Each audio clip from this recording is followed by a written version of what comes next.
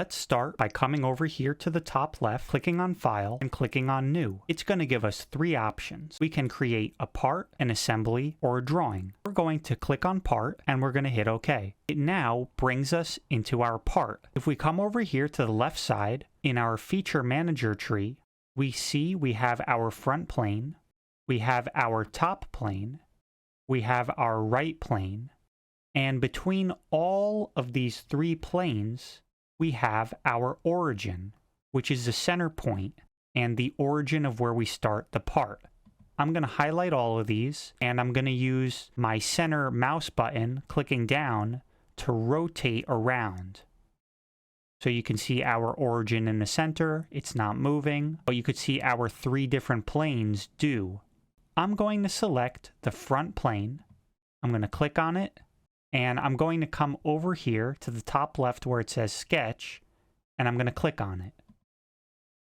We are now inside a sketch on the front plane. I'm going to come over to this left side here and click on Center Rectangle. Click on it. Now I'm going to drag this over. I'm going to click right here on the origin, on this red origin. I'm going to click on it, and if I just drag out, I could see that I'm creating this rectangle.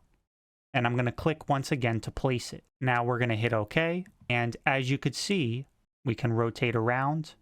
We could see that we've created this rectangle. I'm going to come over here and exit the sketch. Okay, now we're outside of the sketch. We're back to where we were before. I'm going to come over here to where it says Features, and I'm going to click on the first option, Extruded Boss/Base. And it's going to automatically select what we created. We created a closed profile. If I click on this arrow and drag it out, it creates the shape. I can also type in a very specific value here.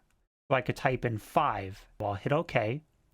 And that has created our rectangular box. Now, the first thing I showed you was we created a sketch on the front plane. We could also create sketches on flat faces. So I'm going to click on this top face. I'm going to come over to Sketch, click on it, and start a sketch on the top face. Now, I'm going to select this circle, click on it, come over, click anywhere here, and drag out, click again. And before we create the extrusion, I'm going to come over here to where it says Smart Dimension. So click on Smart Dimension. Now click on the edge of the circle, and you're going to see that we've now dimensioned the sketch. So I'm going to hit OK. And we're going to leave this to be the size that it is by default, 2.63 inches. And I'm going to uncheck Smart Dimension, exit the sketch, and now, again, we're back to where we started. So we have our circle here on the top, and I'm going to come over here to Features, click on it, and instead of clicking Extruded Boss Base, as we did before for the first feature, I'm going to come over here to where it says Extruded Cut. Click on Extruded Cut, and you're going to see that it automatically selects that profile, just like it did before. Now, I'm going to hit OK, and you're going to see that it's cut through all the way through the part. So now there's a big circular hole in the part. Now imagine that we didn't want to cut all the way through this part. I could come back to Cut Extrude, I could click on it, and I could come over here to this little icon that says Edit Feature. Click on it, and now we're editing that feature that we were just in. So this is how you edit that feature. So I could choose to click on this arrow and just drag it by hand, or I could type in a value here. I could make it 1 inches, knowing that it won't cut all the way through. And instead of typing in a dimension, I could also choose to use this tab here, this first tab. So I could choose to do up to next. And that's going to make it cut all the way up to the next face. or I could choose to do through all, and that's just going to cut all the way through everything. And there are a multitude of different options here, but we're going to stick with blind, because with blind, we can make a blind hole. I can make this a 1-inch hole, and I'm just going to hit OK. And you're going to see that we only cut down 1 inch. So from here, we have 2 different features, and you can see that in our feature manager tree. We have our boss extrude, and that's our first feature. And we also have our cut extrude, and that's our second feature. So we want to add a third feature. I'm going to come over here to where it says fillet. We're going to click on fillet, and I'm going to click on this edge, this edge, this edge, and this edge. And I'm going to leave the default, and I'm just going to hit yes. And you're going to see that we filleted all 4 of those edges. So I want to show you one more feature that I think is very important to know, especially as a beginner. So we have 3 different planes. We have the front plane, which we use to create our first sketch. We also have the top plane, which cuts through our part in a direction you could see. We also have the right plane.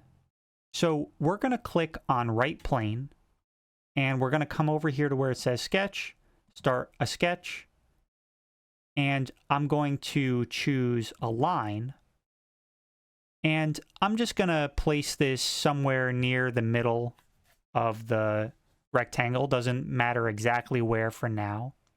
And from here, hit escape on the keyboard, come to 3-point arc, and we're going to click on the top point to connect our 3-point arc to the top of this line. And if we click again, you see that it creates that line, and we can move our mouse to kind of change that dimension. I could hit escape, and I could move this yet again, and I could kind of play around with this arc. And I'm going to make another arc, and I'm actually going to connect this arc to the bottom. So we have, now you could see this shaded region. The reason why this is shaded now, and the reason why I could highlight this whole thing as a loop, is because this is a closed profile. So if we have a closed profile, we can hit exit sketch, and we can come over to features. And if we do a revolved boss base, first we did the extruded boss base, now we're going to do a revolved boss base. I can click on this, and for axis of revolution, we're going to select this line. And you're going to see that it automatically creates this sort of rotation. Imagine that this shape is on a lathe, with this line being the center of rotation. So if I hit the check, you're going to see that it creates this shape. Very different from the first shape we made, which is just an extrusion. This is a revolve. So if I edit this feature, or this sketch rather, and I change the sketch, you're going to see that it updates accordingly. And there's a great deal of power that we have with this feature and what we can accomplish with creating revolves. So I'm just going to kind of change this sketch, and I'm going to make it like this, and I can come over here to the top right this time and exit the sketch, and you can see the shape that we created. Now let's come over to right plane. We're going to come over to sketch and start a sketch on the right plane. And this time, let's come to our 3-point arc, and we're going to click somewhere down here for the first point, and then again in line for the second point. And we're going to just drag up, and we can just place this anywhere here. I'm going to rotate the part, exit the sketch, and then we're going to come over to features, and we're actually going to, for the first time, create our own plane. So we have these 3, the front, the top, and the right plane, and we're going to create our own. So we're going to come to reference geometry, I'm going to click on it. I'm going to click on plane. And for the first selection, you could see we have 3 different references here. We're going to have to click this point of that arc. It's trying to create a plane, but it's missing information. It knows there's a point, but it doesn't have enough information to create a plane, because you know a plane needs at least 3 points. So to make up those 2 other points, we're just going to select the arc. And you're going to see, if I rotate around, that it actually lines it up with the arc, normal to it. So I'm going to hit OK. And now our plane is created, plane 1. So I can click on this plane, and I can create now a sketch on it. We're going to come over to circle, click on it, click on this center point, and drag out. And we're going to keep it a little kind of small, 0.6 inches. And we're just going to hit OK. And just like before, we could exit the sketch. We're going to come over to Swept Boss Base, the 3rd feature in the list. And it has already selected our profile that we just made. And we're going to select the arc. So as you can see, it creates a sweep.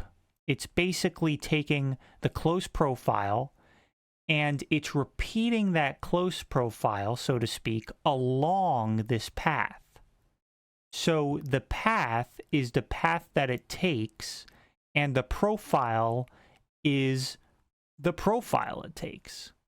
The main takeaway is that the extruded boss base, the revolved boss base, and the swept boss base constitute the 3 biggest features of Solidworks, with the extruded cut, the revolved cut, and the swept cut being the opposites of these 3. With these 3, you're creating, and with these 3, you're removing material.